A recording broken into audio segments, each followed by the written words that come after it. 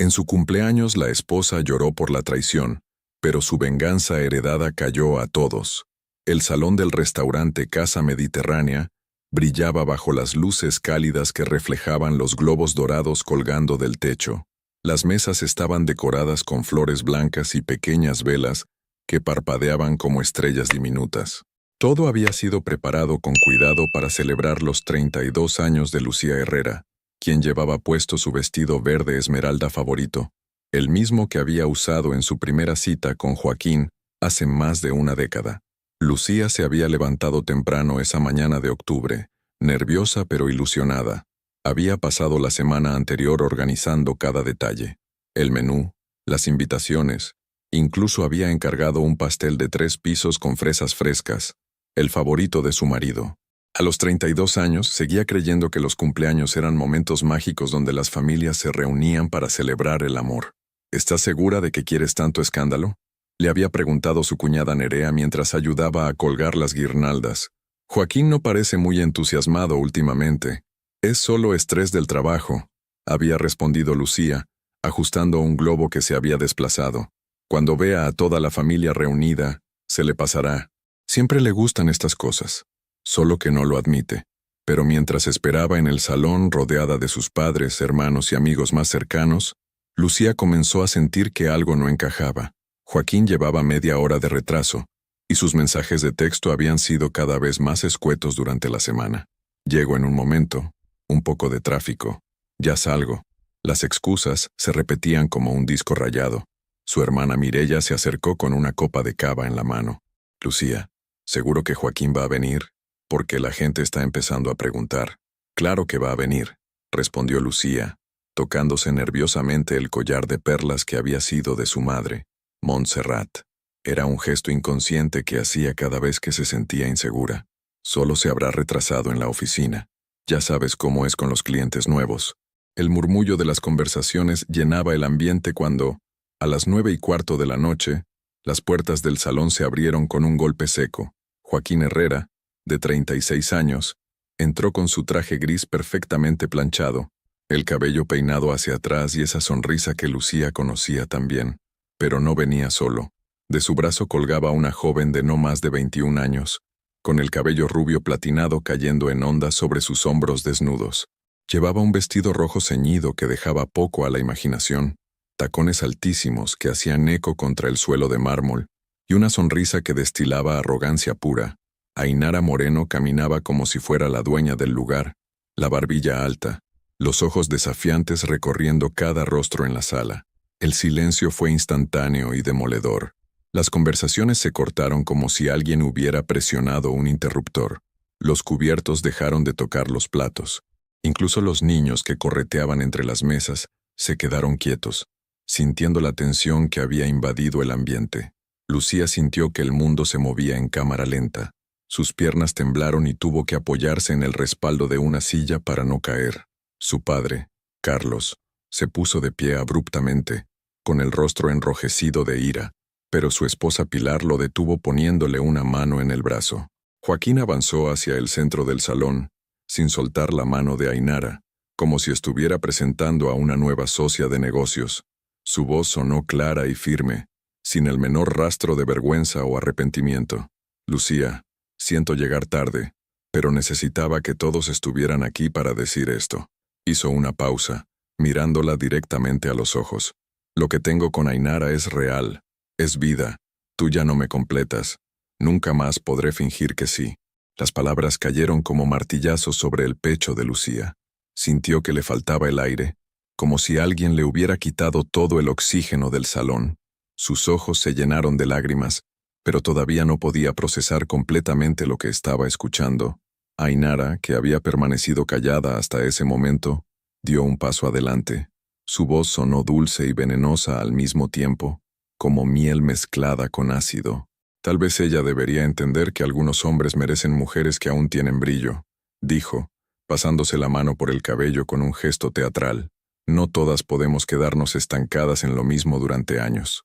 El golpe final llegó cuando Ainara se acercó a Joaquín y le dio un beso en los labios, lento y provocativo, delante de toda la familia y los amigos de Lucía. Fue un acto calculado, diseñado para humillar, para marcar territorio, para dejar claro quién había ganado esa batalla silenciosa. Lucía no pudo más. Las lágrimas comenzaron a rodar por sus mejillas, empapando el maquillaje que había aplicado con tanto cuidado esa mañana. Los sollozos salieron entrecortados, ahogados, como si su garganta se hubiera cerrado. Se acercó al pastel que había encargado con tanta ilusión, tomó las velas que formaban el número 32 y las apagó de un soplo, sin pedir ningún deseo. El humo de las velas se elevó en el aire como incienso en un funeral. Joaquín la observó durante unos segundos como si esperara alguna reacción más dramática, pero Lucía simplemente se quedó allí, de pie junto al pastel arruinado, con las lágrimas cayendo sobre el mantel blanco. «Bueno», dijo él ajustándose la corbata, «creo que ya está todo claro. Ainara y yo nos vamos. Feliz cumpleaños, Lucía». Y se marcharon, dejando tras de sí un rastro de perfume caro y el eco de los tacones de Ainara contra el suelo. El salón permaneció en silencio durante varios minutos. Nadie sabía qué decir, qué hacer, cómo reaccionar ante semejante crueldad. Lucía siguió de pie junto al pastel, tocándose el collar de perlas, sintiendo que su vida acababa de explotar en 1000 pedazos delante de las personas que más quería. Lo que ninguno de los presentes sabía era que esa noche, marcada por la humillación más profunda, sería también el primer paso hacia una venganza que había sido preparada años atrás por una mujer que conocía demasiado bien el dolor de la traición. Mientras Lucía lloraba en silencio, una herencia dormida esperaba despertar. 3 días habían pasado desde el cumpleaños, y Lucía no había salido de su apartamento en la calle de Alcalá. Las cortinas permanecían cerradas, sumiendo el salón en una penumbra grisácea que parecía reflejar el estado de su alma. El pastel de cumpleaños seguía en la nevera, intacto, como un recordatorio cruel de la humillación que había vivido frente a toda su familia. El timbre del teléfono había sonado incesantemente durante esos días. Mireya, sus padres, incluso algunos amigos que habían presenciado la escena, todos querían saber cómo estaba, ofrecerle apoyo, llevarle comida. Pero Lucía no tenía fuerzas para enfrentar la compasión en sus voces. No soportaba la idea de que todos la vieran como la mujer abandonada, la esposa traicionada que no supo retener a su marido. Sentada en el sofá de terciopelo burdeos que había elegido con tanto cuidado cuando se mudaron a ese piso hace 5 años, Lucía sostenía entre sus manos una taza de té de manzanilla que ya se había enfriado. Sus dedos acariciaban distraídamente el collar de perlas de Montserrat, ese gesto que se había vuelto compulsivo desde la muerte de su madre 2 años atrás. Los recuerdos la asaltaban como oleadas implacables. Se veía a sí misma trabajando dobles turnos en la librería El Rincón de Cervantes, cuando Joaquín decidió dejar su empleo en el banco para montar su propia consultoría. Solo será temporal, le había dicho, hasta que despegue el negocio. Pero temporal se convirtió en 2 años de sacrificios, de renunciar a sus propios sueños, de posponer el viaje a Italia que tanto había deseado, de vender incluso las joyas que le había regalado su abuela para pagar el alquiler de la oficina de él. «¿Por qué no recordó nada de eso cuando me humilló?», murmuró Lucía al vacío, sintiendo cómo las lágrimas volvían a empañar sus ojos. «¿Cómo pudo mirarme y no ver todas las noches que me quedé despierta esperándolo? Todas las cenas que se enfriaron porque llegaba tarde de reuniones importantes». El sonido de su móvil la sobresaltó.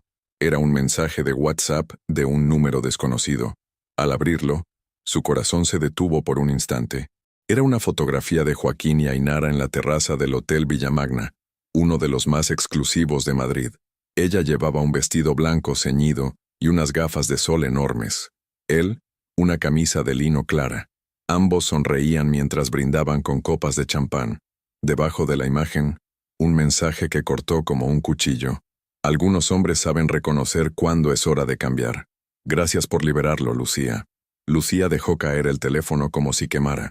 Sus manos temblaron mientras se llevaba las palmas a la cara, sintiendo que la humillación la golpeaba de nuevo con la misma fuerza que aquella noche. No era suficiente con haberla destrozado en público. Ahora Ainara necesitaba asegurarse de que el dolor siguiera latiendo, de que cada día fuera un recordatorio de su derrota. El ruido de la puerta principal la hizo levantar la cabeza. Era Mireya, que tenía llaves del apartamento y había decidido que 3 días de aislamiento eran más que suficientes. Lucía, cariño, abre las cortinas, dijo su hermana menor mientras se dirigía directamente a las ventanas. Este sitio parece una cueva. La luz del sol entró a raudales, haciendo que Lucía parpadeara como un animal nocturno expuesto repentinamente al día. Mireya, de 28 años, y con esa energía incansable que la caracterizaba, se acercó al sofá y se sentó junto a su hermana. «Te he traído sopa de lentejas de mamá y magdalenas de la mallorquina», dijo, colocando una bolsa de papel sobre la mesa de centro. «Y antes de que digas que no tienes hambre, vas a comer aunque tenga que metértelo con cuchara como cuando éramos pequeñas». Lucía intentó sonreír, pero la mueca se convirtió en una nueva oleada de llanto. «Mireya, me ha mandado una foto. Están en un hotel de lujo. Ella se está burlando de mí». Mireya tomó el teléfono y vio la imagen. Su rostro se endureció de inmediato. «Esa zorra manipuladora», murmuró entre dientes. «Lucía, escúchame bien. Esto no tiene nada que ver contigo. Esto es pura maldad, pura crueldad. Una mujer que necesita humillar a otra para sentirse bien consigo misma está más vacía que un pozo seco». «Pero tiene razón», sollozó Lucía. «Soy mayor que ella, más aburrida. Me quedé estancada cuidando de todo el mundo menos de mí misma. ¿Qué hombre va a querer a una mujer de 32 años que no ha hecho nada emocionante en su vida?» Mireya la tomó de los hombros con firmeza. «¿Estancada? ¿Tú? Lucía, terminaste una carrera mientras trabajabas de noche. Salvaste el negocio de papá cuando tuvo el infarto. Cuidaste a mamá durante toda su enfermedad sin quejarte ni una sola vez. Le pagaste los estudios de máster a Joaquín con tu propio dinero. ¿Y eso es estar estancada?» Las palabras de Mireya resonaron en el apartamento silencioso. Lucía se secó las lágrimas con el dorso de la mano, sintiendo por primera vez en días algo parecido a la indignación. Entonces, ¿por qué me cambió por ella? ¿Por qué no fui suficiente? «Porque él es un cobarde que necesita sentirse importante», respondió Mireya sin dudar.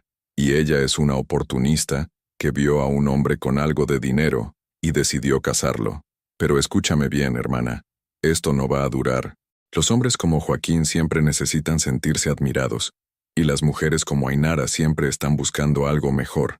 Cuando se den cuenta de lo que realmente son, se van a despedazar el uno al otro». Lucía asintió lentamente, sintiendo que una pequeña llama de esperanza se encendía en su pecho. No era venganza lo que sentía, sino algo más profundo, la necesidad de recuperar su dignidad, de recordar quién había sido antes de perderse en la sombra de Joaquín. «¿Sabes qué es lo más extraño?», murmuró Lucía tocándose de nuevo el collar de perlas. «Siento como si mamá estuviera intentando decirme algo, como si hubiera dejado algo inconcluso». Mireya la miró con curiosidad. «¿A qué te refieres?» «No lo sé. Es solo una sensación, como si tuviera que buscar algo que ella quería que encontrara». En ese momento, el timbre del portero automático las interrumpió. Una voz formal y educada resonó por el altavoz. «Señora Lucía Herrera, soy Fernando Vega, abogado. Necesito hablar con usted sobre un asunto relacionado con el testamento de su madre, Montserrat. ¿Podría concederme unos minutos?» Lucía y Mireya se miraron con sorpresa. El testamento de su madre había sido resuelto hacía 2 años. ¿Qué podía querer un abogado ahora? «Suba, por favor», respondió Lucía, sintiendo que su corazón comenzaba a latir más rápido. Mientras esperaban, Mireya apretó la mano de su hermana. «¿Ves? Te dije que mamá estaba intentando decirte algo». El ascensor subía lentamente hacia el 4º piso, trayendo consigo respuestas que cambiarían todo lo que Lucía creía saber sobre su pasado y su futuro. Fernando Vega era un hombre que imponía respeto sin necesidad de alzar la voz. A los 71 años, su cabello completamente blanco estaba perfectamente peinado hacia atrás, y sus ojos grises transmitían una serenidad que solo dan las décadas de experiencia. Llevaba un traje gris oscuro impecable y un maletín de cuero que parecía haber acompañado muchas batallas legales. Cuando Lucía abrió la puerta, Fernando la observó con detenimiento, como si estuviera comparando su rostro con alguna imagen guardada en su memoria. «Tiene los mismos ojos que su madre», dijo con una sonrisa melancólica. «Montserrat hablaba mucho de usted, señora Herrera. Lamento mucho las circunstancias que me traen aquí, pero creo que lo que tengo que contarle le dará una perspectiva muy diferente de su situación actual». Lucía lo invitó a pasar al salón, donde Mireya ya había preparado café. El ambiente seguía cargado de tristeza, pero la presencia del abogado había introducido un elemento de misterio que había despertado la curiosidad de ambas hermanas. Fernando se sentó en el sillón frente al sofá, abrió su maletín con movimientos precisos y extrajo una carpeta beige bastante gruesa. En la portada, escrito con la letra elegante de Montserrat, se leía, para Lucía, en su cumpleaños número 32. Su madre vino a mi despacho por primera vez hace 5 años. Comenzó Fernando, ajustándose las gafas. Acababa de ser diagnosticada con cáncer, pero no venía a hablar de testamentos ordinarios.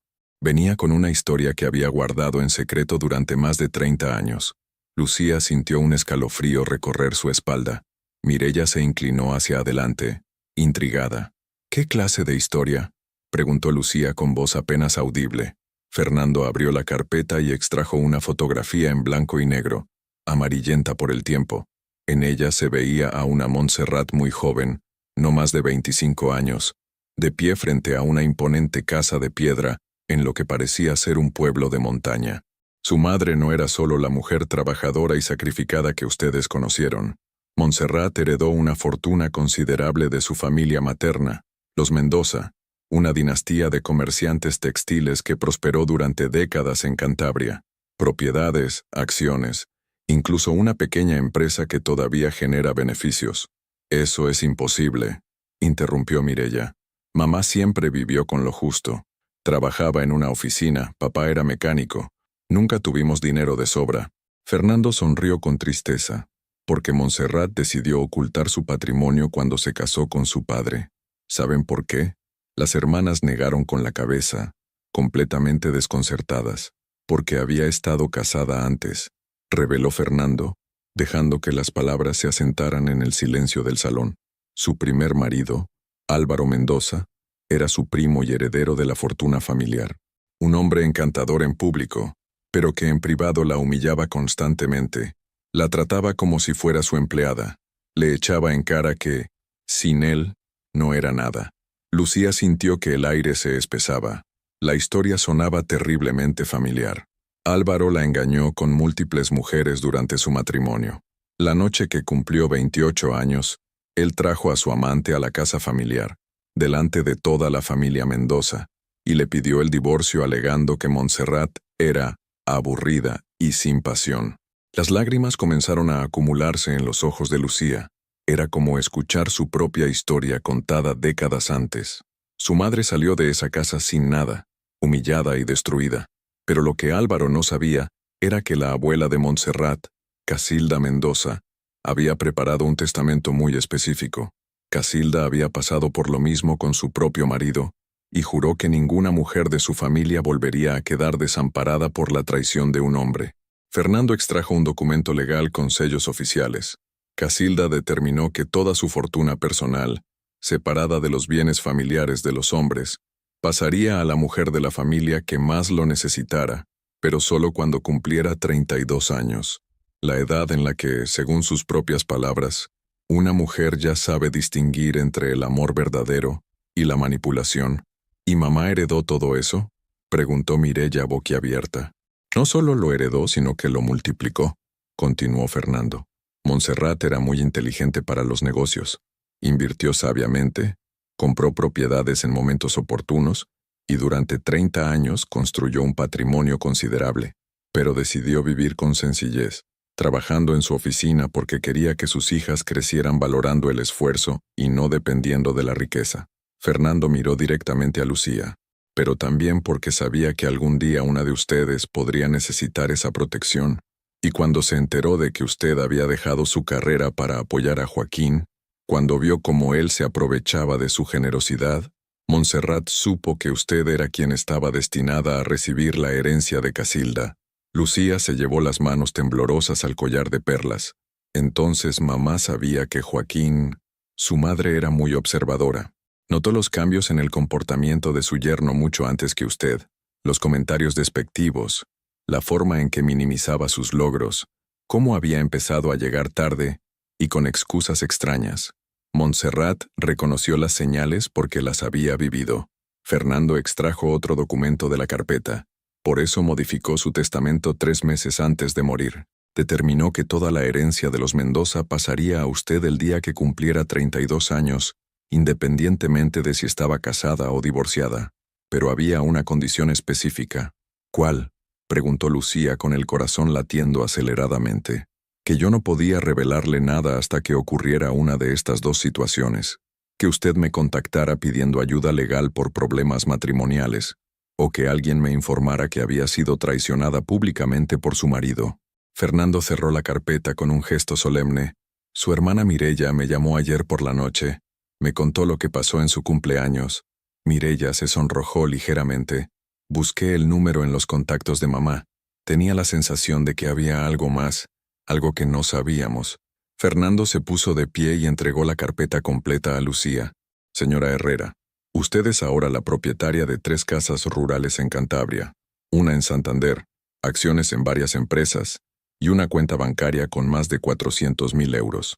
Pero más importante que eso, es la heredera de la fortaleza de 3 generaciones de mujeres que decidieron que ninguna más sería humillada por un hombre sin carácter. Lucía tomó la carpeta con manos temblorosas. Dentro había fotografías de propiedades hermosas, documentos bancarios y una carta escrita a mano por Montserrat. Fernando se dirigió hacia la puerta, pero antes de salir se volvió hacia Lucía. Su madre me pidió que le dijera algo si llegaba este día. La venganza no está en destruir a quien te lastimó, sino en demostrarle que nunca tuvo el poder de destruirte a ti. Cuando la puerta se cerró, Lucía y Mireya se quedaron en silencio durante varios minutos, asimilando la magnitud de lo que acababan de descubrir. Lucía, murmuró Mireya finalmente, ya no eres la mujer abandonada, eres la heredera de una dinastía de supervivientes.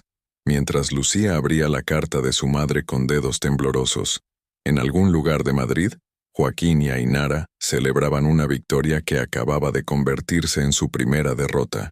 La carta de Montserrat estaba escrita en papel de lino color crema, con esa caligrafía elegante que Lucía recordaba de las notas que su madre le dejaba en la lonchera cuando era pequeña. Las palabras parecían saltar del papel, cargadas de amor, dolor y una sabiduría que solo se adquiere después de sobrevivir a la traición. Mi querida Lucía, si estás leyendo esta carta, significa que has vivido el mismo infierno que yo viví hace más de 30 años. Sé que te sientes perdida, humillada, como si no valieras nada. Sé que te preguntas qué hiciste mal, por qué no fuiste suficiente.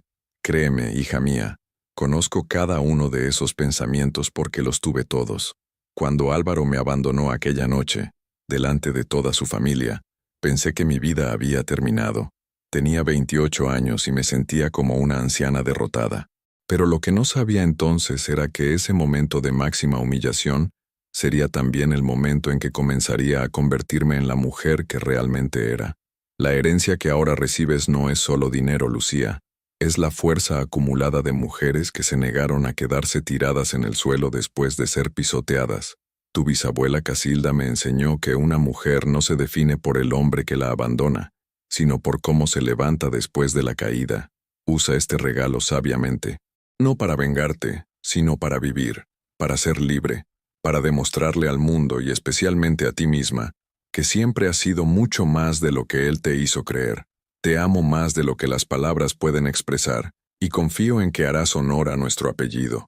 Con todo mi amor y mi fuerza, Mamá PD, en el joyero de mi dormitorio, hay algo más que quiero que tengas. Ve a buscarlo.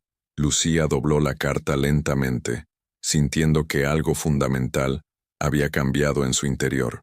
No era solo el dinero o las propiedades, era la comprensión de que formaba parte de algo más grande, de una línea de mujeres que habían transformado el dolor en poder. Mireya, tenemos que ir a casa de los padres, dijo Lucía, poniéndose de pie con una determinación que no había sentido en meses. Mamá mencionó algo en su joyero. 40 minutos después, las hermanas estaban en la casa familiar de Carabanchel, donde Carlos y Pilar las recibieron con sorpresa y preocupación. La habitación de Montserrat había permanecido prácticamente intacta desde su muerte, como un santuario silencioso donde su presencia aún se sentía en cada objeto. El joyero de madera tallada estaba sobre la cómoda, junto a la fotografía de boda de sus padres. Lucía lo abrió con cuidado y, Apartando algunos collares y pulseras, encontró un pequeño compartimiento secreto en el fondo. Dentro había un anillo de oro blanco con un solitario de diamante modesto pero elegante, y una pequeña nota enrollada. Este anillo perteneció a Casilda. Se lo quitó el día que decidió que nunca más dependería de un hombre para ser feliz. Llévalo como recordatorio de que eres más fuerte de lo que crees. Mientras Lucía se deslizaba el anillo en el dedo anular de la mano derecha, su teléfono móvil comenzó a sonar insistentemente. Era Joaquín. ¿Vas a contestar?, preguntó Mireya, observando cómo el nombre de su excuñado parpadeaba en la pantalla. Lucía respiró profundamente, sintiendo el peso del anillo de Casilda en su dedo. Sí, es hora de que sepa que ya no soy la misma mujer que dejó llorando hace 3 días. Deslizó el dedo sobre la pantalla y respondió con voz firme. ¿Qué quieres, Joaquín? La voz al otro lado sonaba nerviosa, muy diferente a la seguridad arrogante que había mostrado en el cumpleaños. Lucía, necesitamos hablar. Han surgido algunos problemas con los papeles del divorcio. Mi abogado dice que hay cuestiones financieras que resolver. ¿Qué clase de problemas?, preguntó Lucía, aunque ya intuía la respuesta.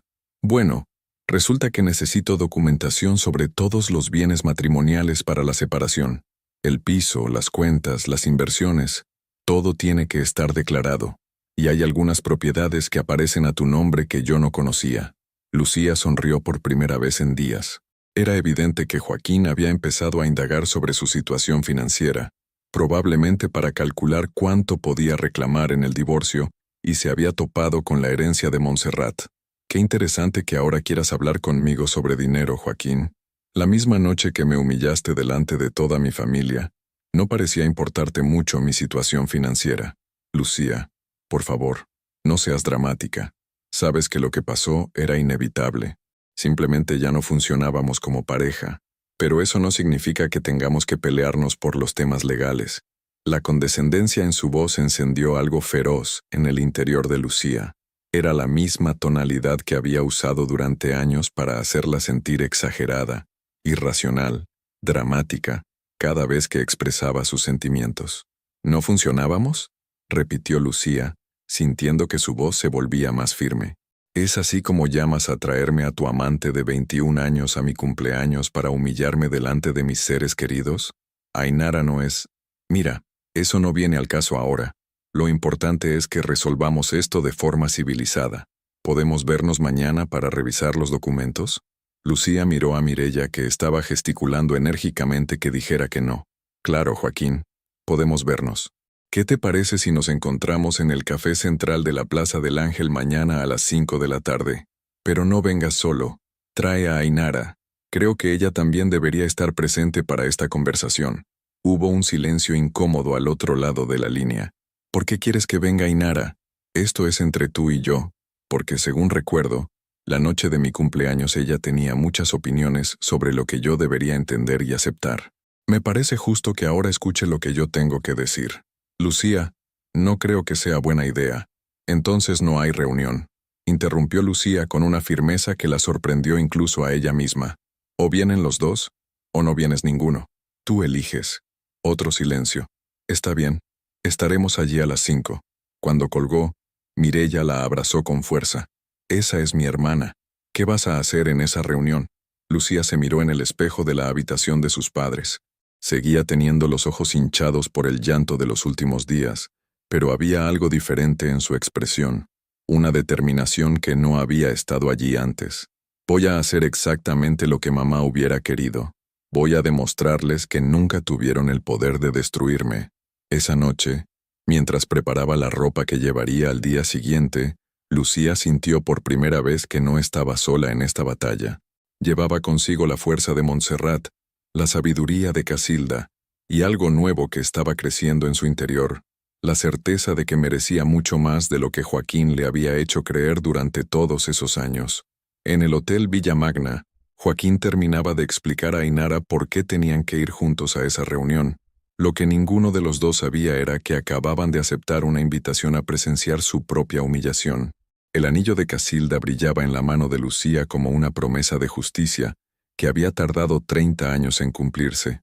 Lucía llegó al café central 15 minutos antes de la hora acordada. Había elegido cuidadosamente su atuendo, un traje de chaqueta color gris marengo que había comprado años atrás para una entrevista de trabajo, pero que nunca había tenido ocasión de estrenar, zapatos de tacón medio que le daban altura sin sacrificar comodidad, y el collar de perlas de Montserrat, como un escudo protector. El anillo de Casilda brillaba discretamente en su mano derecha. El café estaba moderadamente lleno para un martes por la tarde. Lucía eligió una mesa junto a la ventana que daba a la Plaza del Ángel, desde donde podía ver llegar a Joaquín y a Ainara.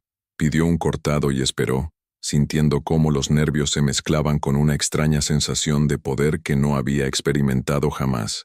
A las 5:10, los vio llegar. Joaquín caminaba con esa seguridad fingida que ella conocía tan bien, pero había algo tenso en sus movimientos. Ainara, por el contrario, se pavoneaba como si fuera a una sesión de fotos, con un vestido ajustado color fucsia que llamaba todas las miradas, y unos tacones tan altos que la hacían caminar de forma artificial. Cuando entraron al café y la localizaron, Lucía pudo ver el momento exacto en que Joaquín notó su transformación. Ya no era la mujer destrozada que había llorado en su cumpleaños. Había algo diferente en su postura, en la forma en que sostenía la cabeza alta, en la serenidad de su expresión. «Hola, Lucía», dijo Joaquín, acercándose a la mesa con Ainara colgada de su brazo como un accesorio caro. «Te ves diferente». «Hola, Joaquín». «Ainara», respondió Lucía con una sonrisa educada pero fría. «Gracias por venir. Sentaos, por favor». Ainara se deslizó en la silla con esa gracia estudiada que caracteriza a las mujeres muy jóvenes que han aprendido a usar su físico como arma.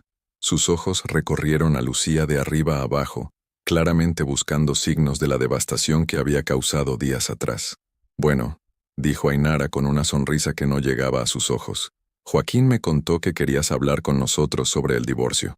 Espero que podamos resolver todo esto sin complicaciones innecesarias». La forma en que dijo nosotros no pasó desapercibida para Lucía.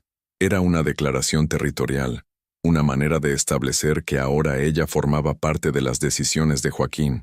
«Por supuesto», respondió Lucía con una calma que sorprendió incluso a ella misma. «Pero antes de hablar de papeles, creo que hay algunas cosas que debo aclarar». Joaquín se removió incómodo en su silla. «Lucía, si esto va a ser una sesión de reproches».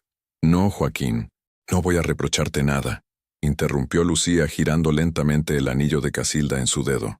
«De hecho, quiero agradecerte». El silencio que siguió fue tan denso que parecía sólido. Ainara frunció el ceño, claramente confundida. «¿Agradecerme?», preguntó Joaquín con una mezcla de sorpresa y recelo. «Sí, verás. Durante 15 años viví creyendo que mi valor dependía de ti, que si trabajaba más duro, si me sacrificaba más, si era más complaciente, finalmente sería suficiente para ti. Pero la noche de mi cumpleaños me hiciste el favor más grande de mi vida. Me demostraste que nunca iba a ser suficiente porque el problema no era yo. El problema eras tú». Joaquín se puso tenso. «Lucía, no creo que...». «Déjame terminar», continuó Lucía, su voz ganando fuerza. «Esa noche me humillaste delante de mi familia y mis amigos. Me hiciste sentir como si fuera una mujer vieja, aburrida, sin valor. Y durante 3 días lo creí. Lloré. Me odié a mí misma. Pensé que tenías razón». Ainara sonrió con satisfacción creyendo que Lucía estaba confirmando su victoria. «Pero resulta que mi madre, que en paz descanse, conocía muy bien a los hombres como tú, Joaquín, porque ella también estuvo casada con uno». La sonrisa de Ainara comenzó a desvanecerse. «¿De qué estás hablando?», preguntó Joaquín, cada vez más nervioso. Lucía abrió su bolso y extrajo una carpeta. La colocó sobre la mesa con un gesto deliberadamente teatral.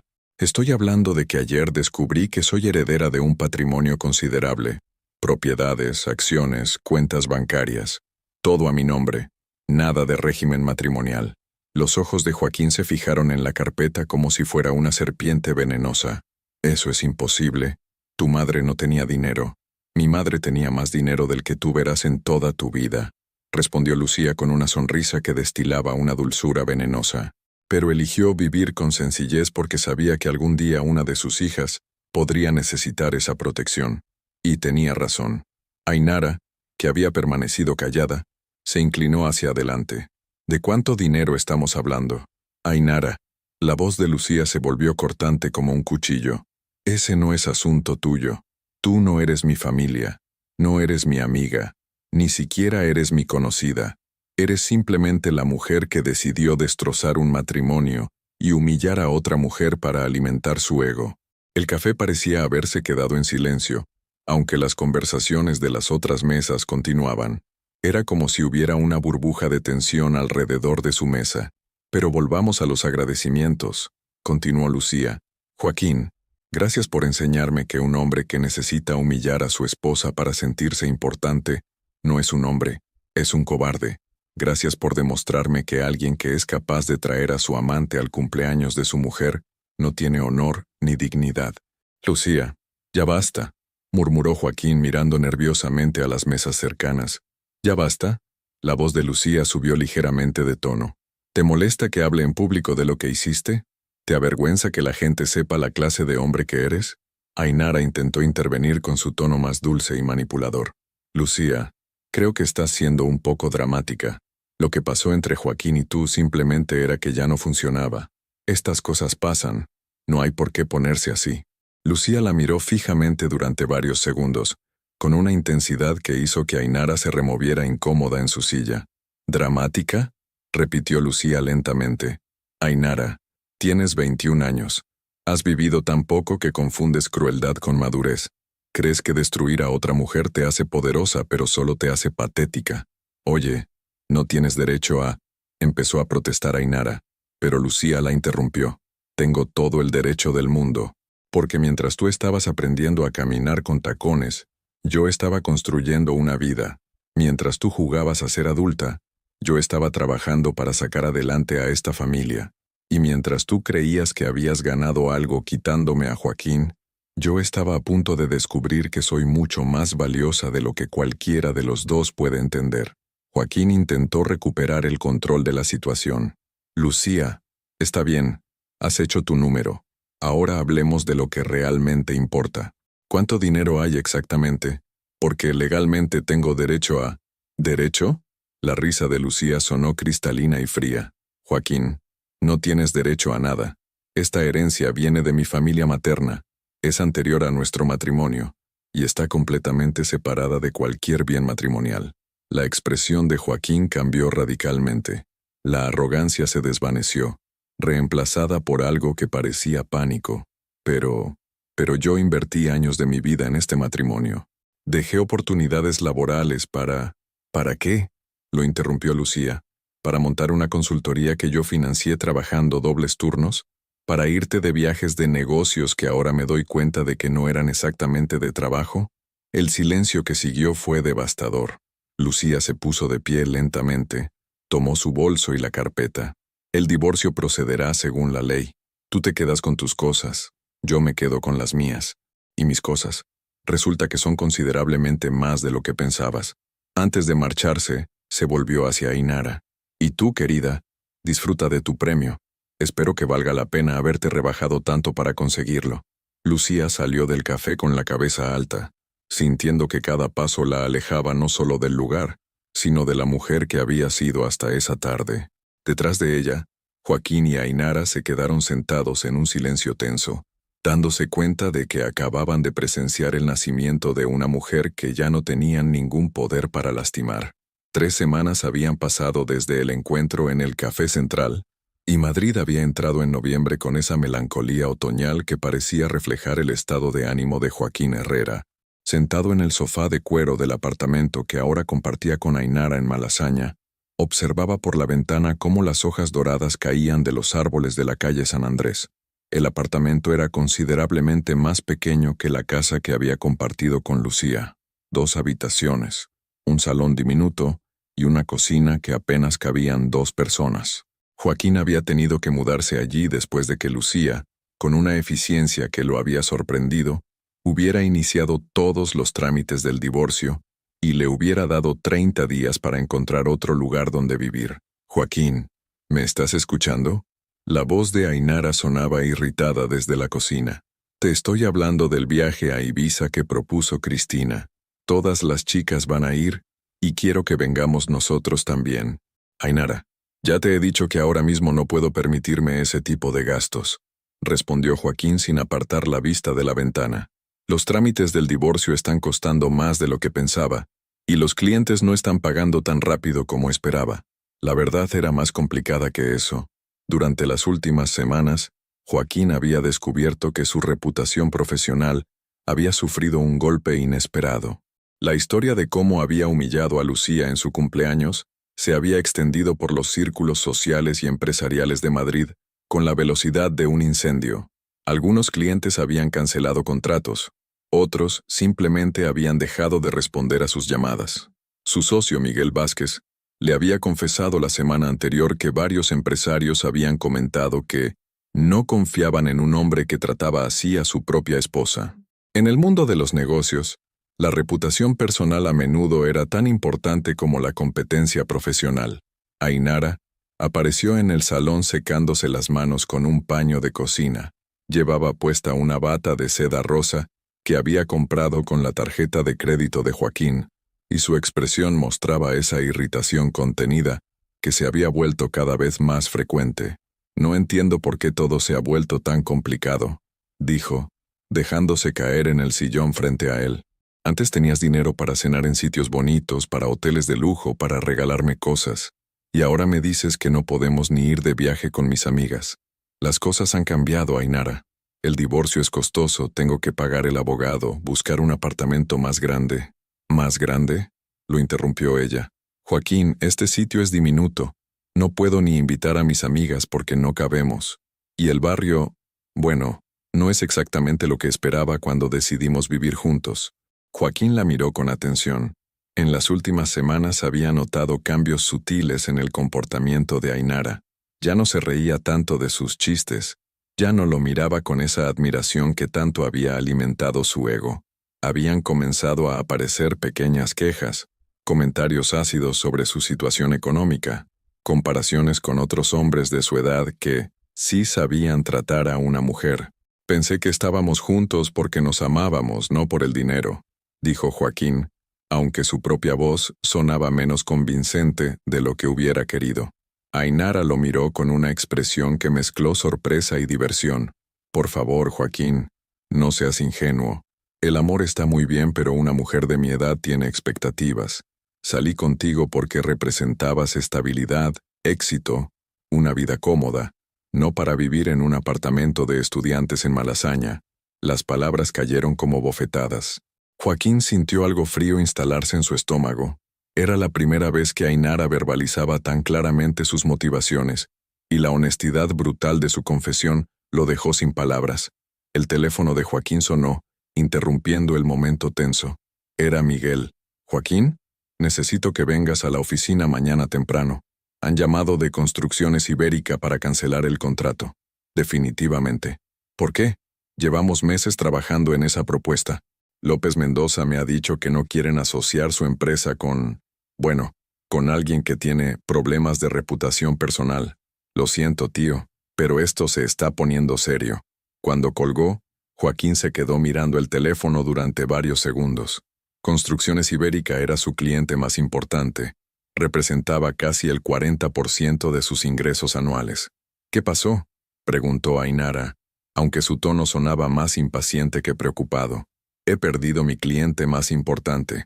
Al parecer, mi reputación personal está afectando mi negocio». Ainara guardó silencio durante unos momentos, pero Joaquín pudo ver cómo procesaba mentalmente las implicaciones económicas de esa noticia. «¿Y qué vas a hacer al respecto?». «No lo sé. Quizás pueda hablar con otros clientes potenciales, diversificar, o quizás», lo interrumpió Ainara con una voz que sonaba cada vez más fría, «podrías intentar arreglar las cosas con Lucía. Conseguir que retire todo este escándalo que ha montado sobre ti». Joaquín la miró incrédulo. «¿Arreglar las cosas con Lucía? Ainara, yo la dejé por ti. Nos vamos a divorciar. No hay vuelta atrás». «No estoy hablando de volver con ella», replicó Ainara con impaciencia. «Estoy hablando de convencerla de que deje de hablar mal de ti por ahí, de que sea más discreta sobre lo que pasó. Lucía no está hablando mal de mí. La gente simplemente saca sus propias conclusiones sobre lo que vieron en su cumpleaños». Ainara se puso de pie y comenzó a caminar por el pequeño salón como un animal enjaulado.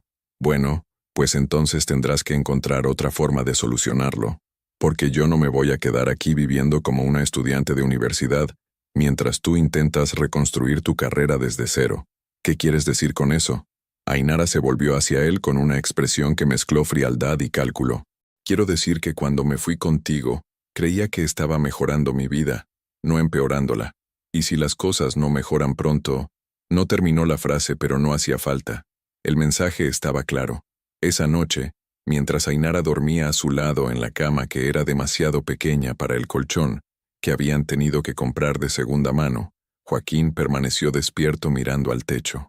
Por primera vez desde que había tomado la decisión de dejar a Lucía, comenzó a cuestionar si había hecho lo correcto. No era que extrañara a Lucía, se dijo a sí mismo. Era que no había previsto las consecuencias de sus acciones.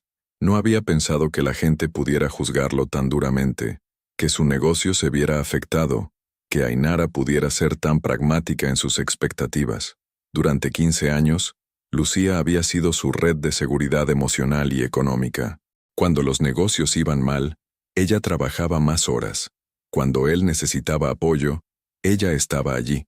Cuando cometía errores, ella los solucionaba sin reproches.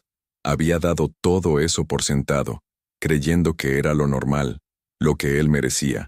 Ahora, por primera vez, se encontraba verdaderamente solo con las consecuencias de sus decisiones. Al otro lado de Madrid, en su apartamento de la calle de Alcalá, Lucía dormía profundamente por primera vez en meses. Había pasado el día visitando una de las propiedades que había heredado en Santander, una casa con vistas al mar que Montserrat había comprado años atrás como inversión. Era hermosa, acogedora y completamente suya.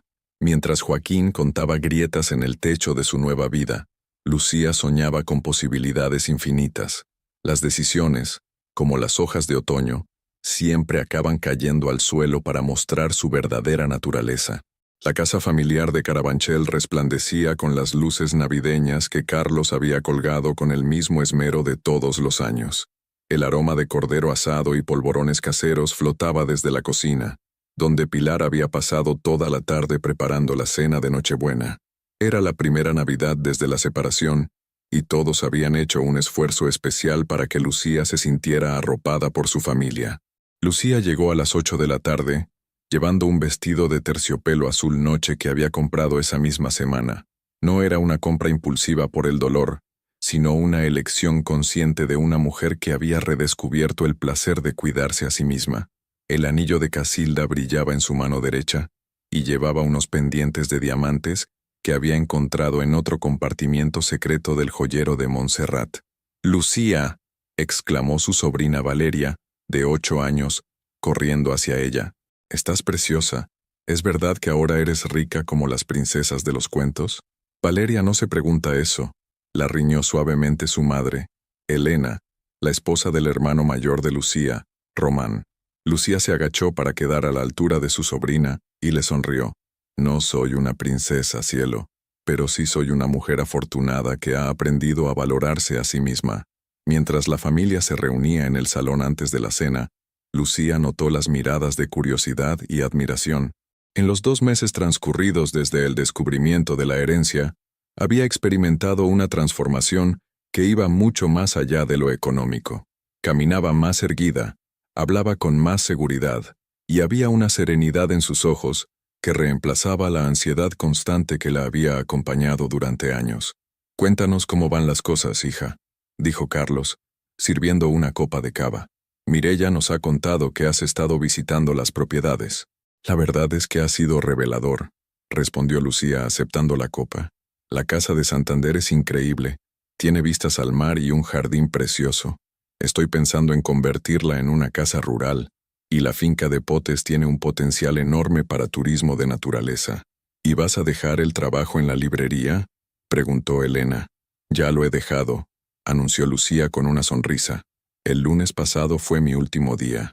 Quiero dedicarme a gestionar el patrimonio que me dejó mamá, pero también a hacer cosas que realmente me apasionen. Estoy pensando en estudiar gestión hotelera, quizás hacer un máster». Román alzó su copa.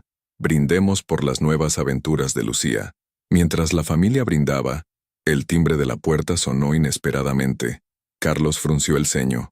No esperaban a nadie más. Yo voy, dijo Mireia, levantándose del sofá. Cuando regresó al salón, su expresión era una mezcla de incredulidad y molestia. Lucía, es Joaquín. Está en la puerta y dice que necesita hablar contigo urgentemente. El silencio que se instaló en la habitación fue tan espeso que parecía sólido. Román se puso de pie inmediatamente con el rostro enrojecido. ¿Tiene la desfachatez de venir aquí en Nochebuena? Después de lo que le hizo a mi hermana. Román, tranquilo, dijo Lucía, aunque su voz temblaba ligeramente. No pasa nada. Iré a ver qué quiere. No tienes por qué hablar con él, intervino Carlos. Es Nochebuena, es nuestra casa, y ese hombre ya no es bienvenido aquí. Papá, está bien, puedo manejar esto. Lucía salió al recibidor y abrió la puerta. Joaquín estaba en el rellano, con aspecto demacrado y nervioso. Llevaba el mismo abrigo gris que había usado durante años, pero ahora parecía no quedarle bien, como si hubiera perdido peso. Tenía ojeras profundas, y su cabello estaba despeinado. Hola, Lucía. Sé que es una intrusión, pero necesito hablar contigo. ¿Dónde está Ainara?, preguntó Lucía, notando que venía solo. Joaquín desvió la mirada. Eso es parte de lo que necesito contarte. Lucía lo observó durante unos segundos. Había algo diferente en él, algo quebrado que no había visto ni siquiera en los peores momentos de su matrimonio. 5 minutos, Joaquín, pero no aquí. No voy a permitir que arruines la Nochebuena de mi familia. Salieron al pequeño jardín trasero de la casa. El aire de diciembre era cortante, y sus alientos formaban pequeñas nubes de vapor. Lucía, sé que no tengo derecho a pedirte nada, pero necesito tu ayuda. ¿Mi ayuda? La voz de Lucía sonó incrédula. Joaquín, ¿tú me estás escuchando? Ainara me ha dejado, confesó como si las palabras le quemaran al salir. Se ha ido con un empresario de Barcelona que conoció la semana pasada. Dice que ya no puedo ofrecerle la vida que se merece. Lucía parpadeó varias veces, procesando la información. ¿Y qué quieres que haga yo al respecto? Mi negocio se está hundiendo. He perdido casi todos mis clientes. La gente habla, Lucía. Dicen que no soy de fiar, que si traté así a mi propia esposa, ¿cómo voy a tratar a mis socios?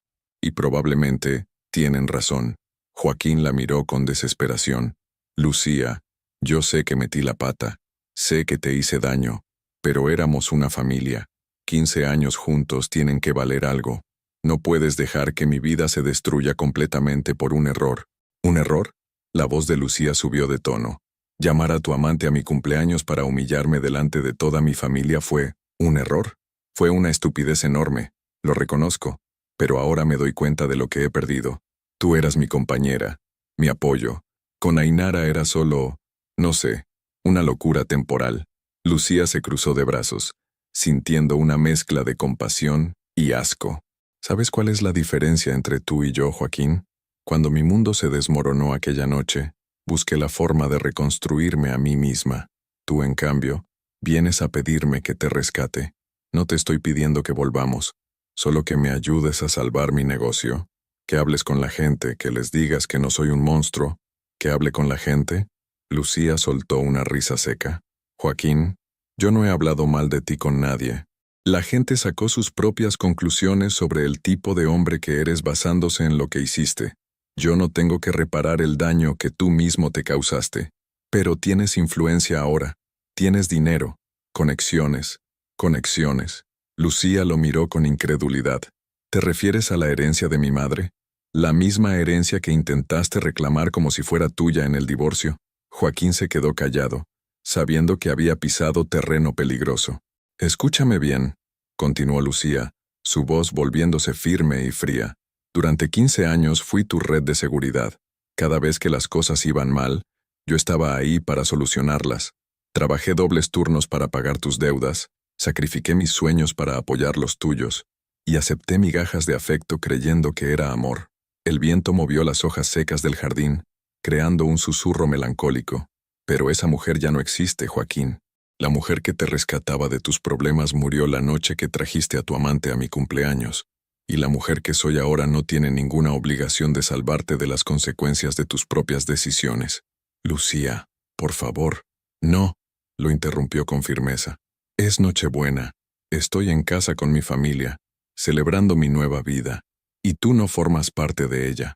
Nunca más. Se dirigió hacia la puerta de la casa, pero se volvió una última vez. ¿Sabes qué es lo más triste de todo esto, Joaquín? Que incluso ahora, en tu momento más bajo, sigues sin entender realmente lo que perdiste. Sigues pensando que yo era solo tu plan B, tu red de seguridad, y por eso seguirás fracasando. Lucía entró en la casa, dejando a Joaquín solo en el jardín helado. Cuando regresó al salón, su familia la recibió con miradas expectantes. ¿Todo bien, hija?, preguntó Pilar. Todo perfecto, respondió Lucía, tomando su copa de cava. ¿Por dónde íbamos? Mientras la familia retomaba la conversación navideña, Lucía sintió una paz profunda instalarse en su pecho. Ya no quedaba ningún cabo suelto, ninguna compasión malentendida, ninguna culpa injustificada. Fuera, en el jardín, Joaquín permaneció varios minutos más bajo la luz fría de las estrellas de diciembre, finalmente comprendiendo que había perdido mucho más que una esposa. Había perdido la oportunidad de ser un hombre mejor. La Nochebuena continuó en la casa familiar con risas y calor, mientras en las calles de Madrid, un hombre caminaba solo hacia un futuro que tendría que construir con las ruinas de sus propias decisiones. 2 semanas después de la Nochebuena, Madrid se había sumergido en esa calma melancólica que sigue a las fiestas navideñas. Lucía caminaba por la Gran Vía, después de salir de una reunión con Fernando Vega, para revisar los últimos detalles de los proyectos de renovación de sus propiedades. El sol de enero creaba sombras largas sobre el asfalto, y había una energía renovadora en el aire que parecía reflejar su propio estado de ánimo. Su teléfono sonó cuando se dirigía hacia el metro. Era Mireia, y su voz sonaba entre divertida y sorprendida. «Lucía, no vas a creer lo que acabo de ver en Instagram. ¿Qué ha pasado? ¿Te acuerdas de Cristina Valls, la amiga de Ainara? La rubia que siempre organizaba las salidas al Capital». Lucía frunció el ceño. Vagamente recordaba a una chica muy joven que había conocido en una ocasión, cuando Joaquín la había llevado a una de esas fiestas que tanto le gustaban a Ainara. Creo que sí. ¿Por qué? Acaba de subir un vídeo que se está haciendo viral. Ainara aparece trabajando como camarera en un bar de Getafe, y no precisamente en el sitio más elegante. Lucía se detuvo en medio de la acera. ¿Cómo que trabajando de camarera? Cristina ha puesto un texto que dice algo como, cuando presumes de princesa pero acabas sirviendo copas. Realidad check. No todo es lo que parece. El vídeo tiene ya más de 50,000 visualizaciones. Lucía sintió una mezcla extraña de curiosidad y, sorprendentemente, cierta compasión. ¿Y cómo ha acabado Ainara trabajando en un bar? Esa es la parte interesante. Según los comentarios del vídeo, el empresario de Barcelona resultó ser un estafador que la dejó con deudas y sin un céntimo. Al parecer tenía esposa y 3 hijos, y cuando su mujer se enteró del lío, lo denunció por apropiación indebida. Ainara se quedó sin dinero, sin piso y sin nadie que la ayudara. Lucía se apoyó contra la pared de un edificio, procesando la información. «Es terrible», murmuró, aunque una parte de ella no podía evitar ver la ironía cósmica de la situación. «Pero espera, ¿qué hay más?», continuó Mireia. «He estado leyendo los comentarios, y al parecer nadie de su círculo de amigas quiere saber nada de ella. Dicen que cuando tenía dinero era muy despectiva con las chicas que trabajaban en empleos normales, y que ahora que está en la misma situación, nadie quiere ayudarla». Esa tarde, Lucía se encontraba en su apartamento revisando los planos para la renovación de la Casa de Santander, cuando el portero automático sonó. Era una voz que reconoció inmediatamente, aunque sonaba muy diferente a como la recordaba. «Lucía, soy Ainara. Por favor, necesito hablar contigo». Lucía se quedó paralizada durante varios segundos. Después de dudar un momento, decidió bajar al portal en lugar de hacerla subir. Cuando abrió la puerta del edificio, tardó unos segundos en reconocer a la joven que tenía delante. Ainara había perdido peso. Su cabello rubio platinado mostraba raíces oscuras descuidadas, y llevaba ropa que claramente había visto mejores días. Pero lo más impactante era la ausencia total de esa arrogancia que la había caracterizado. En su lugar había una vulnerabilidad desesperada que la hacía parecer mucho más joven de lo que realmente era. «Hola, Lucía», dijo Ainara con voz temblorosa. «Sé que no tengo derecho a estar aquí, pero no sabía a quién más acudir». «¿Qué quieres, Ainara? He oído que Joaquín vino a verte en Nochebuena, que te pidió ayuda». Lucía cruzó los brazos, manteniendo su expresión neutral. «¿Y? Quería pedirte perdón y preguntarte si también podrías ayudarme a mí. La petición sonó tan patética que Lucía sintió una punzada de compasión, seguida inmediatamente por una oleada de indignación. ¿Perdón por qué exactamente, Ainara? La joven bajó la mirada, incapaz de sostener los ojos de Lucía. Por todo. Por lo que pasó en tu cumpleaños, por las cosas que dije, por haber destrozado tu matrimonio. Tú no destrozaste mi matrimonio, respondió Lucía con frialdad.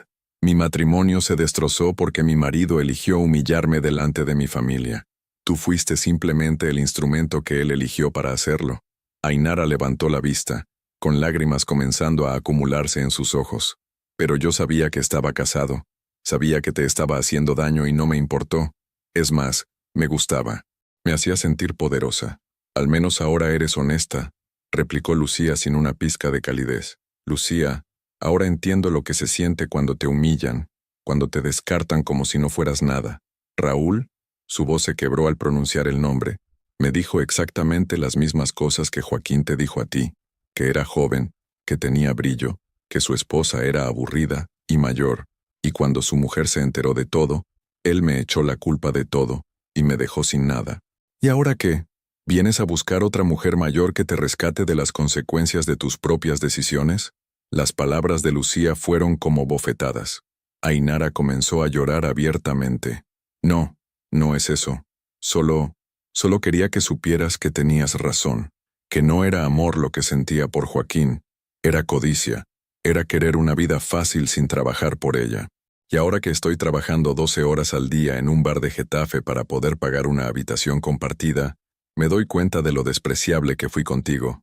Lucía observó a la joven llorar sin inmutarse. No sentía compasión, ni satisfacción, ni tristeza, solo una fría indiferencia hacia alguien que había elegido ser cruel cuando tenía poder. ¿Y qué quieres que haga con esa información, Ainara? ¿Que te aplauda por darte cuenta de algo tan obvio? Solo quería pedirte perdón. De verdad, no acepto tu perdón, dijo Lucía con una dureza que hizo que Ainara retrocediera. No porque sea rencorosa, sino porque tu arrepentimiento solo llegó cuando te quedaste sin nada. Cuando tenías poder sobre mí, elegiste usarlo para humillarme. Tu perdón ahora no vale nada. Ainara sollozó más fuerte. ¿Nunca podrás perdonarme? El perdón es algo que se gana, Ainara, y tú lo único que has ganado son las consecuencias de tus propias acciones. Eso es justicia, no una tragedia. ¿No sientes nada viendo cómo estoy ahora? Lucía la miró con ojos fríos como el hielo. Siento exactamente lo mismo que tú sentiste cuando me mandaste esa foto desde el hotel. Nada. Ainara se quedó callada, temblando. Ahora vete, continuó Lucía, y no vuelvas a buscarme. No somos víctimas del mismo problema, Ainara. Tú eres la consecuencia del tuyo propio. Ainara se dio la vuelta para marcharse, derrotada y sin haber obtenido ni perdón ni compasión. Ainara, la llamó Lucía antes de que se alejara demasiado. La joven se volvió con una chispa de esperanza en los ojos.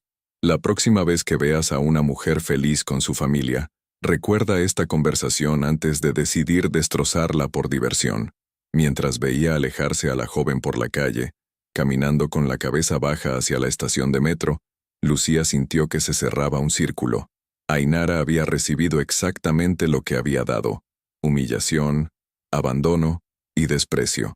No había redención posible para quien había elegido ser cruel por placer. Subiendo las escaleras hacia su apartamento, Lucía se dio cuenta de que había presenciado algo que su madre hubiera entendido perfectamente, que quienes destrozan vidas ajenas por diversión, inevitablemente ven las suyas destrozadas por la misma crueldad que sembraron. Santander, mayo de 2025. El sonido de las gaviotas y el aroma salado del mar despertaron a Lucía en su primera mañana en la casa de Puerto Chico. Desde la ventana de su nuevo dormitorio, podía ver el Palacio de la Magdalena a lo lejos, mientras las pequeñas embarcaciones se mecían suavemente en la bahía. Era sábado, y por primera vez en años, no tenía la sensación de que el fin de semana fuera solo una pausa, antes de volver a una vida que no le pertenecía. Hacía 4 meses que se había mudado definitivamente a Santander para dirigir personalmente la conversión de las propiedades de Montserrat en un pequeño imperio de turismo rural.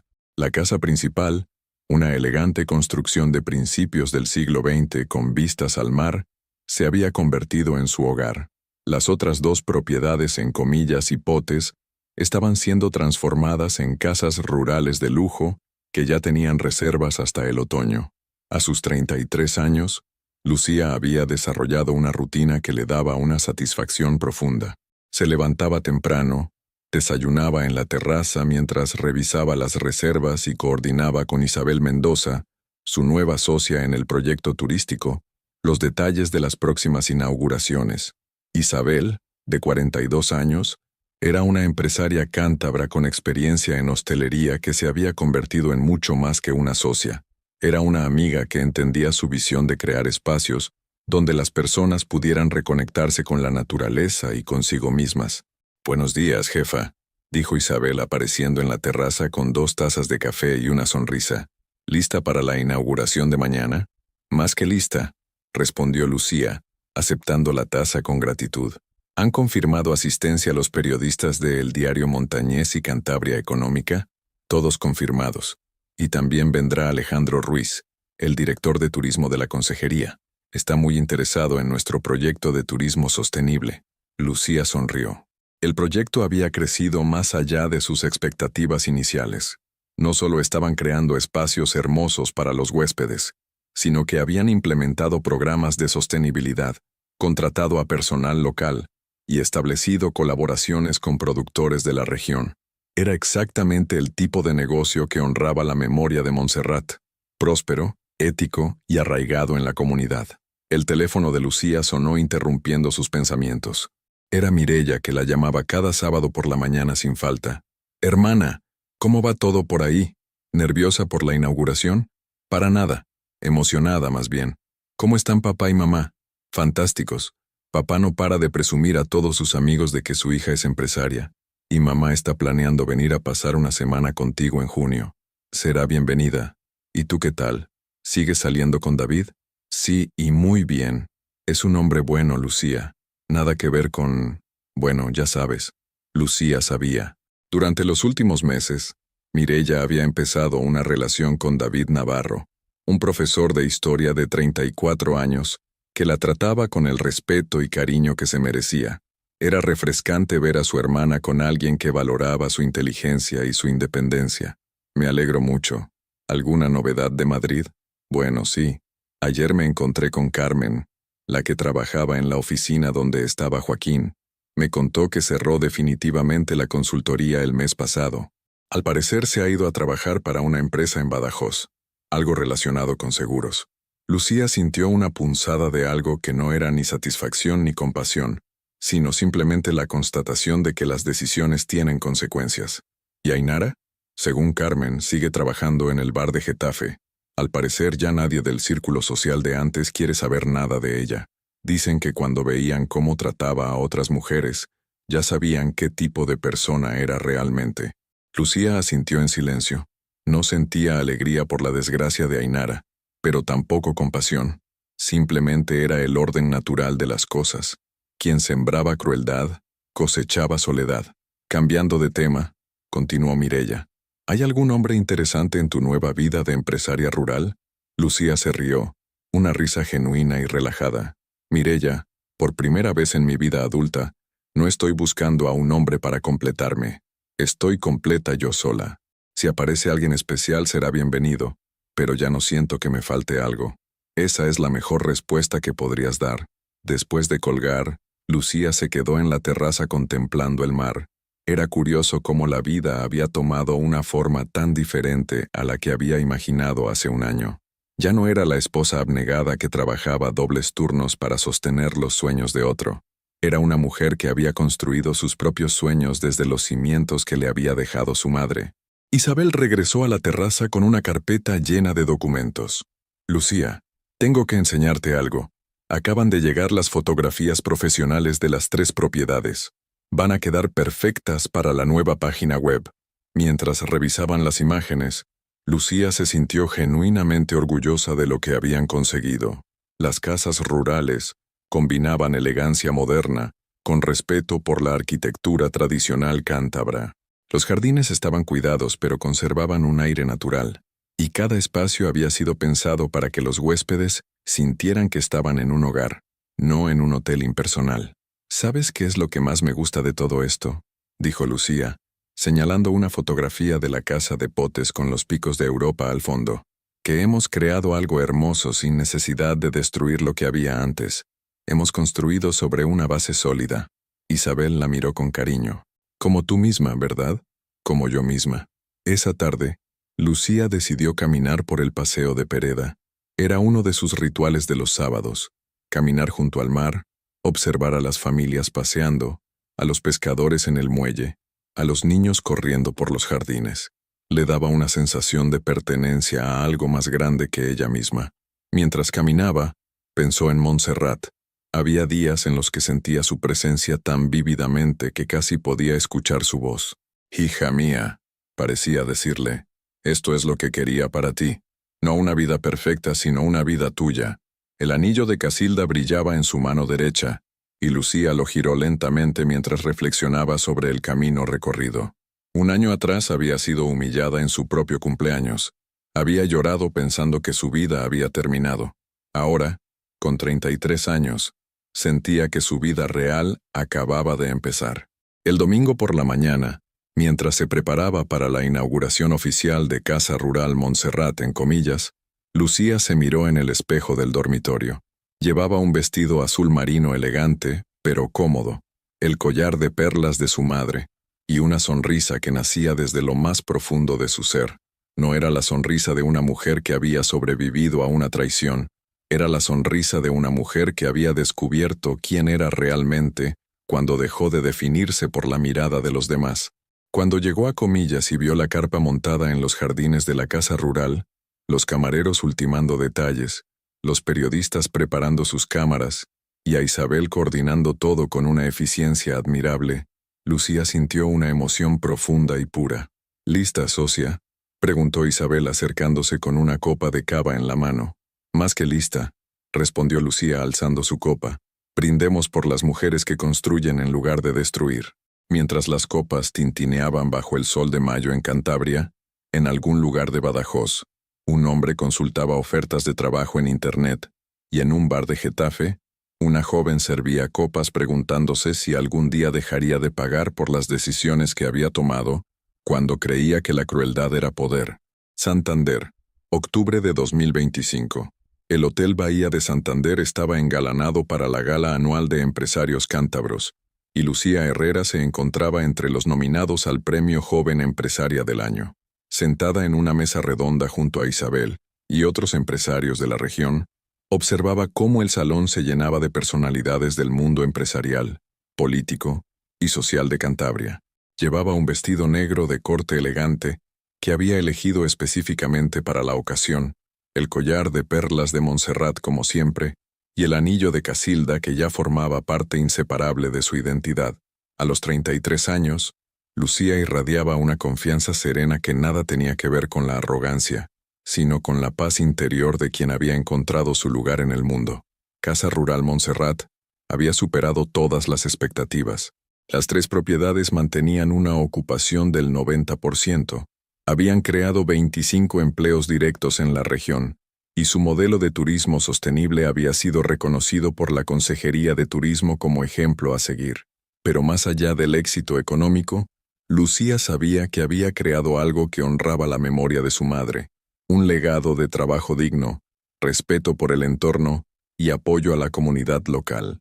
Lucía Herrera, anunció el presentador desde el estrado, fundadora de Casa Rural Montserrat, por su innovador proyecto de turismo sostenible que ha revitalizado el sector en 3 municipios cántabros, creando empleo de calidad y preservando el patrimonio natural de la región. Los aplausos llenaron el salón mientras Lucía se dirigía al escenario.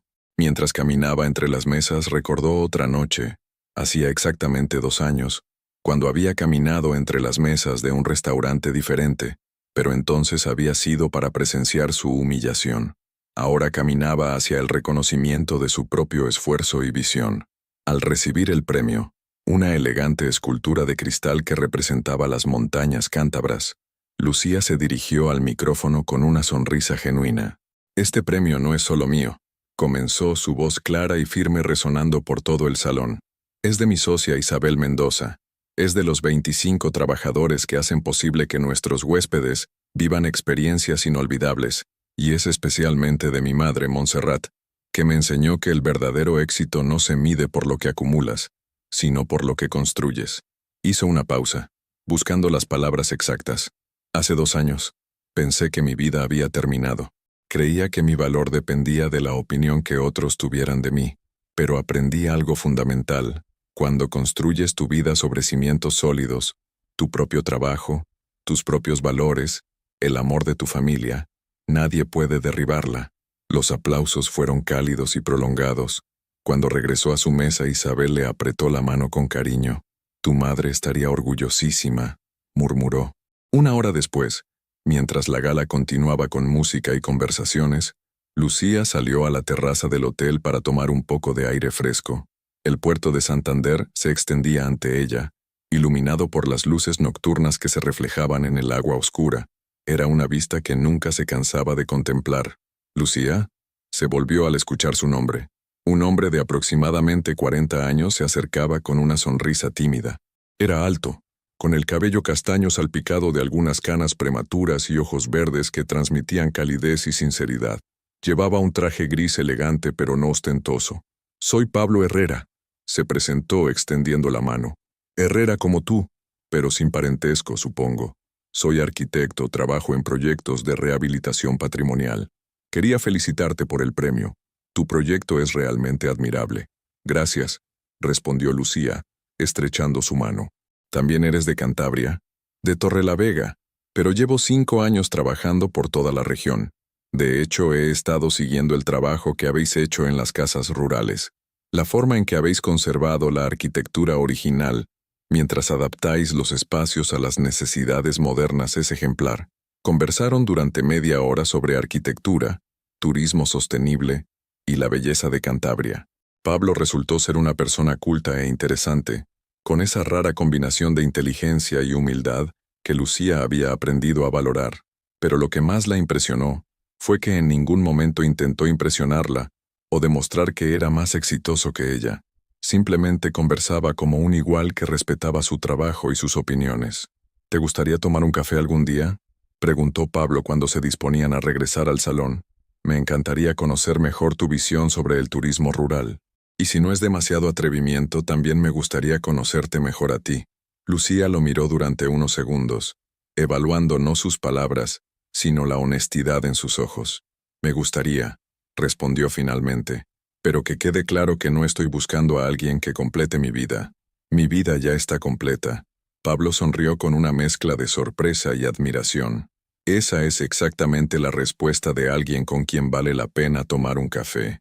Al día siguiente, domingo, Lucía había quedado para almorzar con Mireia, que había venido desde Madrid para asistir a la gala.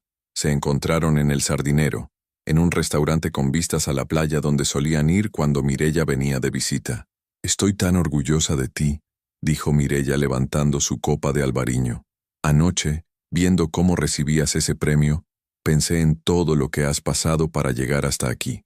Ha sido un camino largo, admitió Lucía, pero no lo cambiaría. Cada golpe me enseñó algo sobre mí misma que no habría aprendido de otra forma. ¿Y qué tal el arquitecto?, preguntó Mireia con una sonrisa pícara. Me pareció que había química entre vosotros. Pablo parece un hombre bueno, inteligente, respetuoso. Hemos quedado para tomar un café. ¿Pero? No hay pero, solo que ya no tengo prisa por nada. Si algo tiene que florecer, florecerá a su debido tiempo. Mireia asintió con comprensión. Había sido testigo de la transformación de su hermana, desde la mujer insegura que buscaba validación en la mirada de Joaquín, hasta la empresaria segura de sí misma que tenía delante. Por cierto, dijo Mireia con cautela, ¿quieres saber algo sobre Joaquín y Ainara?, interrumpió Lucía. Solo si crees que es importante que lo sepa. Joaquín sigue en Badajoz. Al parecer está trabajando como empleado en una correduría de seguros. Vive en un piso compartido con otros 2 hombres de su edad. Y Ainara, bueno, según Carmen, sigue en el mismo bar. Al parecer ha intentado volver a relacionarse con su antiguo círculo social, pero nadie quiere saber nada de ella. Lucía asintió lentamente. No sentía satisfacción, pero tampoco compasión. Era simplemente información sobre personas que habían formado parte de su pasado. ¿Sabes qué es lo más curioso?, reflexionó Lucía. Durante años me pregunté, ¿qué tendría que cambiar de mí misma para que Joaquín me valorara más?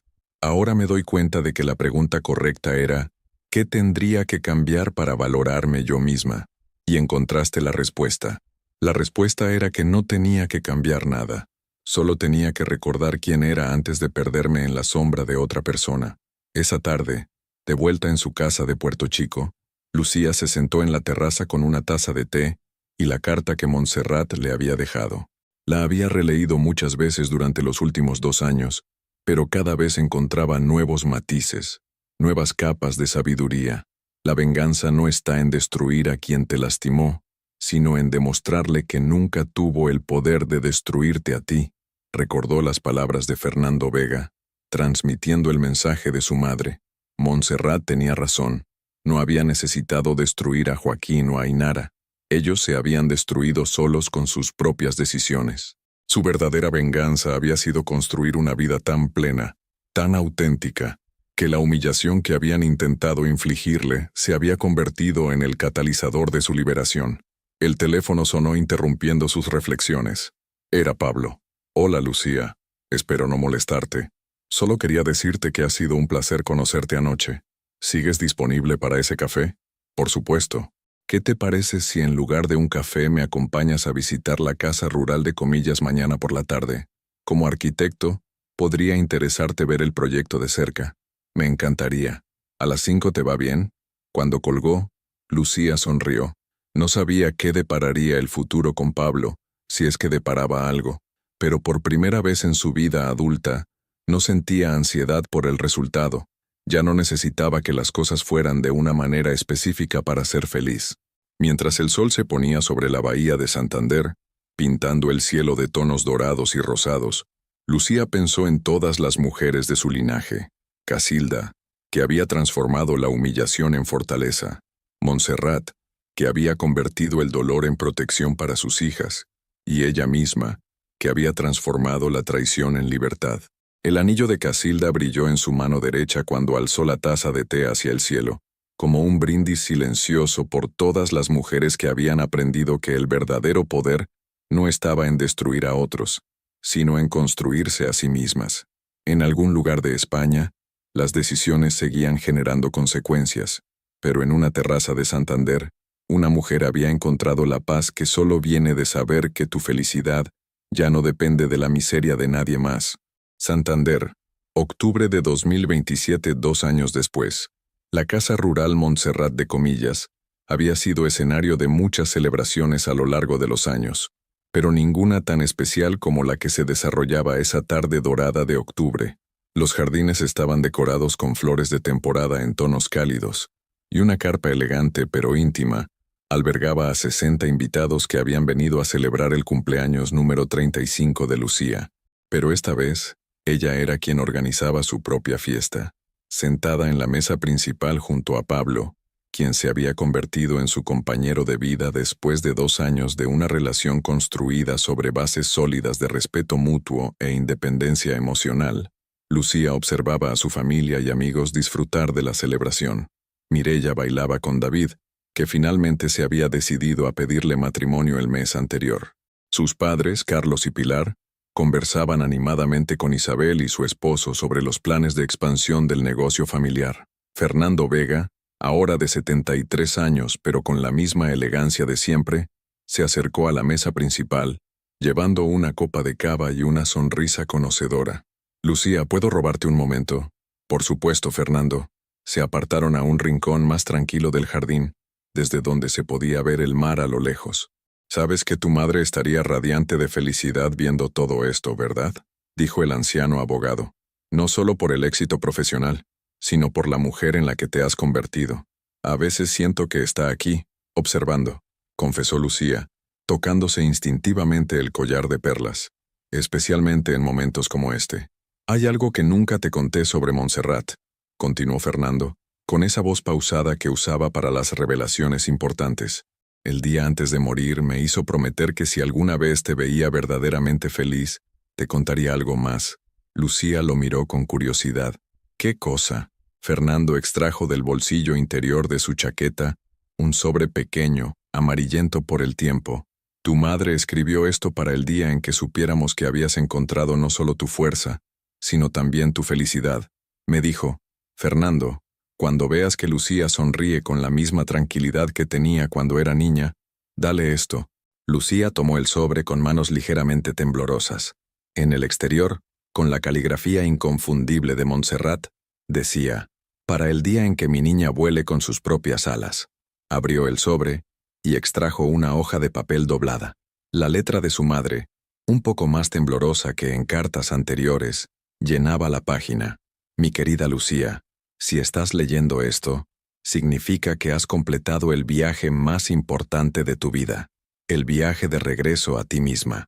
Casilda me enseñó que el verdadero legado de una madre no son las joyas ni las propiedades que deja a sus hijas, sino la fuerza interior que les transmite para enfrentar la vida.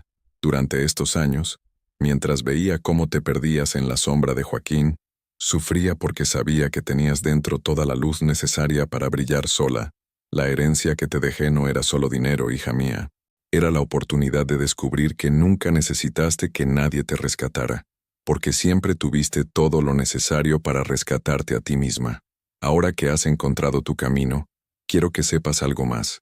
En el joyero de mi habitación, en el compartimiento más pequeño del fondo, hay una última sorpresa. Es para el día en que decidas compartir tu vida con alguien que te merezca de verdad. Pero recuerda siempre, compartes tu vida porque eliges hacerlo, no porque la necesites para estar completa. Tu felicidad es mi mayor venganza contra todos los que alguna vez dudaron de ti, incluida tú misma.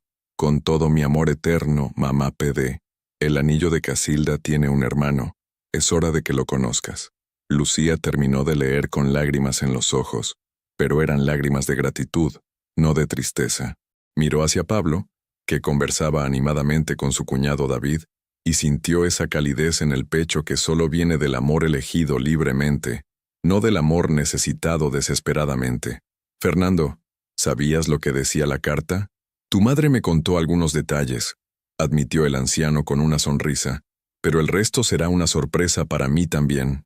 Una hora después, cuando la fiesta llegaba a su momento más álgido, Lucía se excusó discretamente y se dirigió a la casa principal. Subió las escaleras hasta el dormitorio que había sido de Montserrat y que ahora conservaba como un pequeño santuario lleno de recuerdos. El joyero seguía en su lugar sobre la cómoda. Lucía había revisado todos sus compartimientos a lo largo de los años, pero aparentemente no todos. En el fondo del joyero, casi invisible a menos que supieras dónde buscar, había un diminuto cajón secreto. Dentro encontró un anillo de oro blanco con un solitario de diamante, claramente diseñado como pareja del anillo de Casilda, que llevaba en la mano derecha. Era hermoso, elegante, y llevaba grabada por dentro una inscripción que la hizo sonreír. Para quien elija amarte, no necesitarte. También había una pequeña nota. Casilda y yo llevamos nuestros anillos en la mano derecha para recordar que éramos completas. Cuando encuentres a alguien digno de ti, podrás llevar su anillo en la izquierda, sabiendo que eliges estar con él, no que necesitas estar con él. Lucía bajó las escaleras de regreso a la fiesta con el anillo de Casilda en la mano derecha y su hermano en la izquierda, como un recordatorio constante de que era una mujer que había elegido su propia vida. Cuando llegó al jardín, Pablo se acercó a ella con una expresión ligeramente preocupada. ¿Todo bien? Te vi un poco emocionada después de hablar con Fernando. Todo perfecto, respondió Lucía tomando su mano. Solo mi madre recordándome una última vez que soy más fuerte de lo que creía. Pablo observó los dos anillos en sus manos pero no hizo preguntas. Durante 2 años había aprendido a amar y respetar la independencia de Lucía, y sabía que cuando ella quisiera compartir algo, lo haría. ¿Bailamos?, preguntó, extendiendo la mano. Claro. Mientras bailaban bajo las luces cálidas del jardín, rodeados de familia y amigos, Lucía pensó en el camino recorrido. 3 años atrás había sido humillada en su cumpleaños por un hombre que creía que podía descartarla como si fuera un objeto usado. Ahora celebraba rodeada de personas que la valoraban exactamente como era, una mujer completa, exitosa y libre de elegir su propia felicidad. En algún lugar de España, Joaquín seguía trabajando en una oficina gris, viviendo una vida gris, pagando las consecuencias de haber confundido crueldad con poder. Ainara seguía sirviendo copas en un bar, aprendiendo cada día que la belleza sin carácter es una moneda que se devalúa con el tiempo. Pero esas historias ya no formaban parte de la vida de Lucía. Eran simplemente ecos de un pasado que había sido necesario para construir su presente. Cuando la canción terminó, Pablo la miró a los ojos con esa mezcla de amor y admiración que caracterizaba su relación. ¿Sabes qué es lo que más me gusta de ti?, le susurró al oído. ¿Qué? Que no necesitas que te ame para ser feliz, pero eliges dejarme amarte de todas formas. Lucía sonrió, recordando las palabras de su madre. Era exactamente la diferencia entre construir una vida sobre cimientos sólidos y construir sobre arena. Esa noche, cuando los últimos invitados se habían marchado y Pablo se había ido a su propio apartamento, respetando el espacio que Lucía necesitaba para procesar los acontecimientos del día, ella se sentó en la terraza de la casa con una taza de té y las cartas de Montserrat. El mar estaba tranquilo, reflejando las estrellas como diamantes sobre terciopelo negro. En la quietud de la noche, Lucía sintió una paz profunda que solo conocen quienes han encontrado su lugar en el mundo.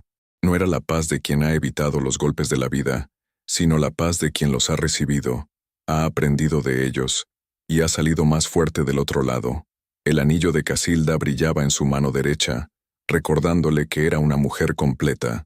Su hermano brillaba en la izquierda, recordándole que podía elegir compartir esa completud con alguien digno de ella. Y en la brisa nocturna que venía del mar, Lucía creyó escuchar una última vez la voz de Montserrat susurrando: «Ahora sí, hija mía. Ahora ya eres libre». Fin. Después de seguir la historia completa de Lucía, desde su humillación más profunda hasta su triunfo más dulce, queremos conocer tu perspectiva. ¿Crees que Joaquín y Ainara merecían un castigo más severo, o fue suficiente la justicia social? Esta historia nos recuerda que el verdadero poder no está en vengarse de quien nos lastima, sino en demostrarles que nunca tuvieron el poder de destruirnos. ¿Estás de acuerdo con esta filosofía? ¿O crees que a veces la venganza directa es necesaria? Muchas gracias por seguir hasta el final. Si te ha gustado esta historia, no olvides suscribirte al canal, dejar un like y comentar tu opinión. Tu participación es muy importante para nosotros. Hasta la próxima.